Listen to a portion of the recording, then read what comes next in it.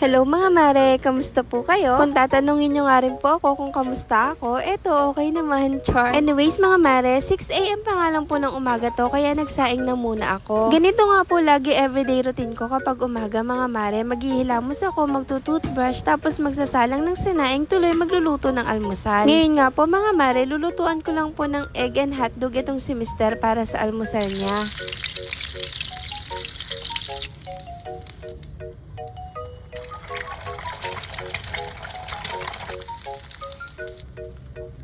Tulog pa nga rin po ng mga oras na to si Mister, kaya ito, diretso muna ako naghiwa ng mga gagamitin ko para naman po sa lulutuin kong pangtanghalian, tuloy baon niya.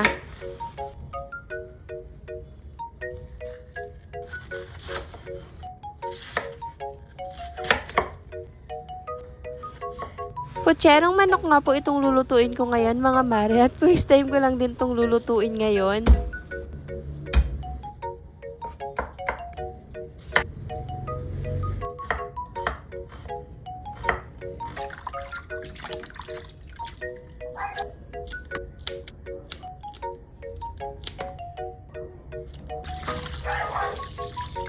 Naalala ko nga po na nagluto ako ng laing pumalpak, kaya sana wag naman pumalpak to.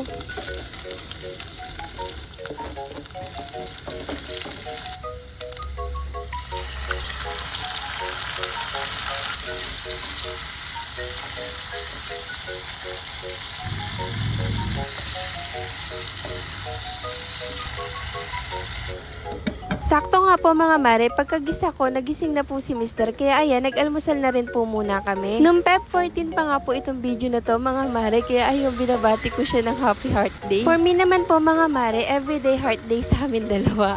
O daddy, baka nanonood ka, wag ka nang kiligin, alam mo na yan, chor. Anyways mga mare, balik na nga po tayo dito sa ginagawa ko. Dahil first time ko nga lang po tulutuin mga mare, nanood nga lang po ulit ako dito sa TikTok kung paano to gawin, at ayun, sinundan ko lang yung procedure. Sana naman for this time mga mare, wag na akong pumalpak, kasi kung matatandaan nyo yung laing ko, talagang pumalpak po yun. Ngayon nga po mga mare, feeling ko hindi naman po siya pumalpak, kasi mahilig din talaga ako magluto ng mga ganitong gisa-gisa, kaya madali ko lang nasundan. Mahilig nga po talaga ako magluto mga mare, pero ewan ko lang yung pagluluto kung hilig ako, char. Ay siya mga mare, fast forward, nakatapos na nga po ako magluto at mukhang okay naman yung niluto ko, hindi naman po siya pumalpak. Diretso na nga po ako naghugas na itong mga pinag-almusalan namin at mga ginamit ko rin po sa pagluluto.